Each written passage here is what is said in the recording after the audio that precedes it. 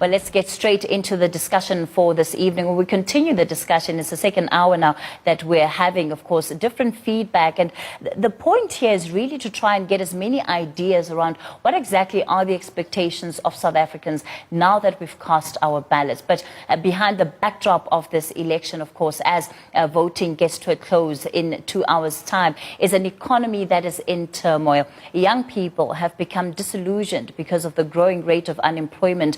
As officials get ready to tally those numbers, we look at the political economy of the country. Well, to help me unpack this, we're joined in studio by Bernstein, and she's from the Center for Development and Enterprise, and Sisanda Mbolekwa, who sits on the WITS SRC president, who is the WITS SRC president, rather. Let me thank you both for your time and for coming in tonight. The what now in terms of the country's economy and is a big question, because earlier, a couple of days ago, we had Business Unity South Africa on, and they're saying it's about time that the president shows his muscle. In fact, they went up as far as saying that how he's handled himself in terms of how that cabinet is comprised is mediocre, to say the least, quote unquote, directly. What is the expectation of business, at least from your work that you are doing? What would you want to see different? Well, I certainly don't talk for business or any business organization, but I think the facts are that if you pierce through the rhetoric, South Africa's economy is in a worse position than it was a year ago. Unemployment is even higher, and over 550 young people join the workforce every day over the last decade, and they're unemployed. So the unemployment is worse, the fiscal crisis is getting worse, not better, and I think confidence in the country is straining. So everything turns to, I presume the president will be elected unless there's a big upset. The president now has to put his money where his mouth is. He's been holding off investors and business for a long time now, saying after the election there will be serious economic reforms. We haven't yet been able to implement the visa changes, which we were promised, I think, last August. So there are big pressures building up. South Africa's economy, the predictions are that it will be even lower than was anticipated in the budget. And we have to sort out Eskom. We're going to get no investment whatsoever unless we have power.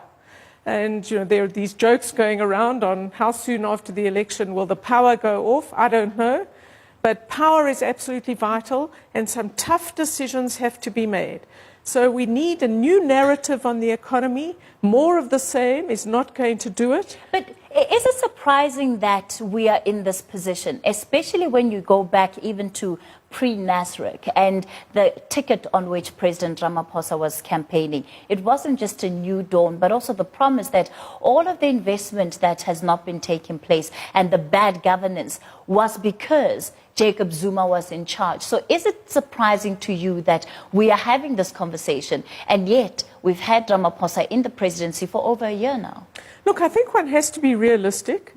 The ANC has been in government a very long time, and it's true under the last 10 years, I would say 9 years, things went badly awry. But it's not just the Guptas, it's not just Mr. Zuma, it's senior members of the ANC, as the Zondo Commission is showing us. Members of the cabinet are alleged to have taken bribes for not just a year or two, but for a long time.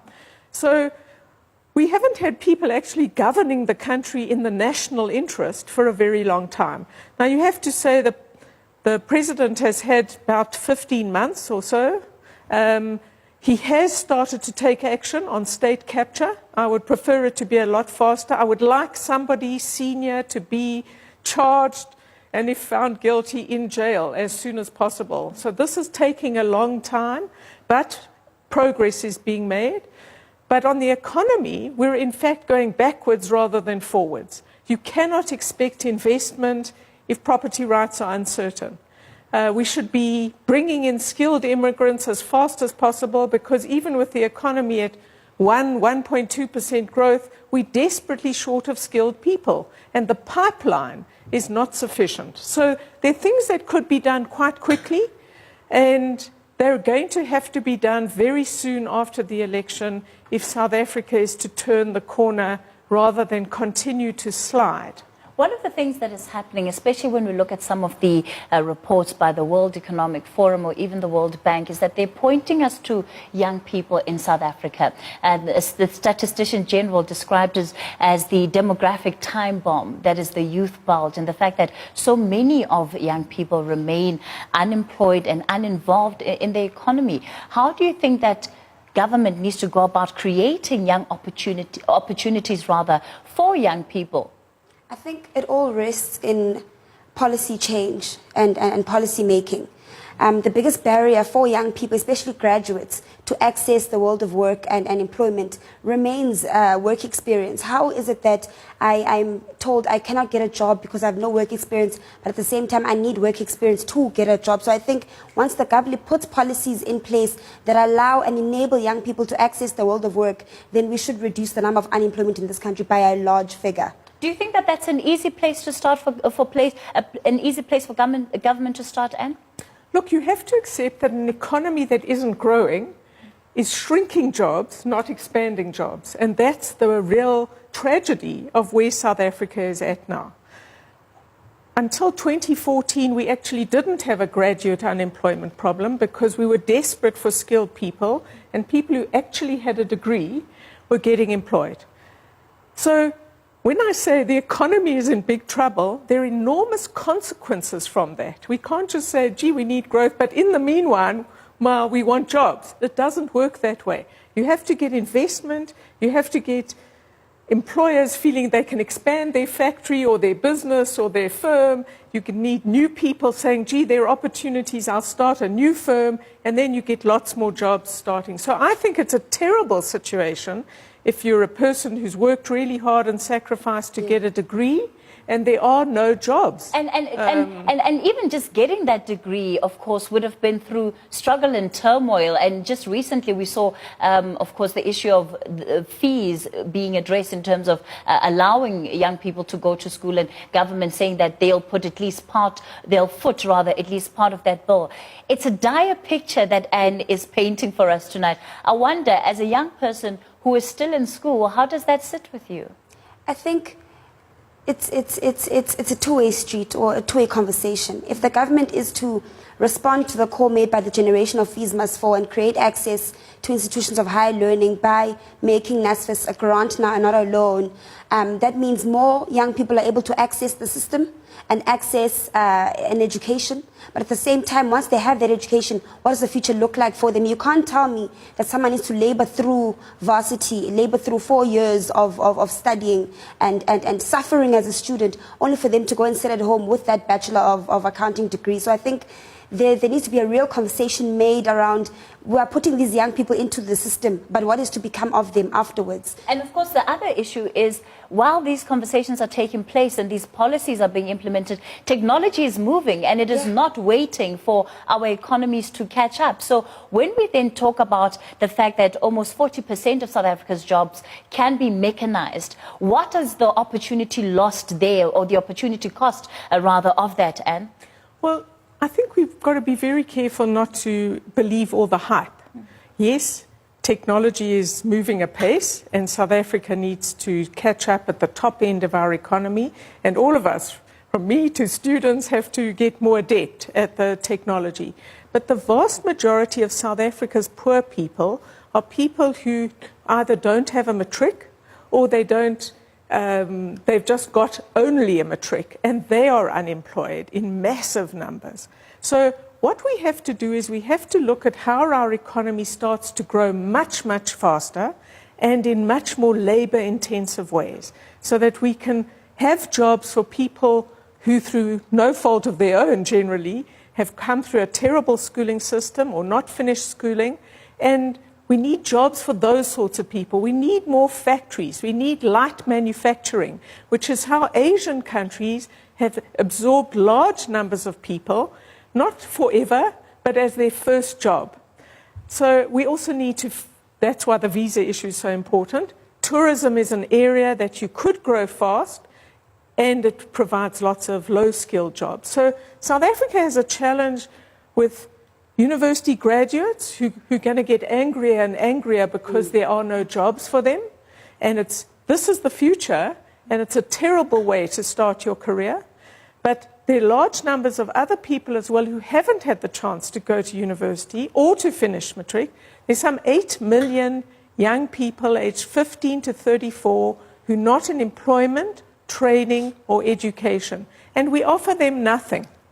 So that's why growth is so important. And we are saying that the next government has to say labor-intensive and much faster growth is the top priority for the country. Because if we get that right, a whole lot of other things start to get better. In the meantime, what happens to the university graduates who are going through the system right now and being very uncertain about the world of work? I mean, when you look at it, do you see where you could be creating opportunity possibly for yourself? And I wonder what that would look like.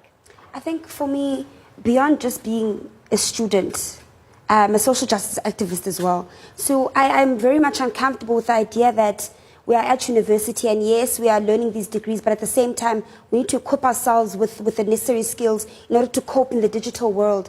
But what does that world look like if the first step is getting a degree, the next step is equipping myself to deal with the fourth industrial revolution, when half the country still does not have toilets or basic sanitation? So I think those issues should go hand in hand. I'm very uncomfortable with the idea of us moving and developing as a country, because now we're going to create a black elite and leave out our black people back at home. So I think it needs to be a conversation that works hand in hand. We can't ever compare ourselves and our growth and our development to developed countries like the USA. The way that they respond to the fourth industrial revolution is going to be fundamentally different to the way that South Africa should. So I think it needs to be a conversation that grows everybody together.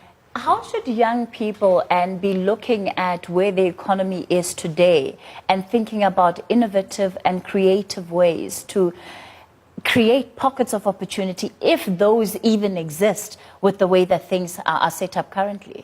Well, I think this is a good day to discuss. In my view, young people should organize, and they should certainly be voting today. Yeah. And they should be asking political parties tough questions about how are you going to make our lives as a country, whether I'm a rural woman sitting far away from all of us, or I'm a graduate, how are you going to do things differently to make our lives better?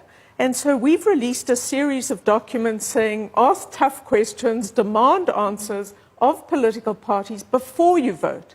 So it's seriously engaging in the policy issues. This isn't just a fun day where you go and vote.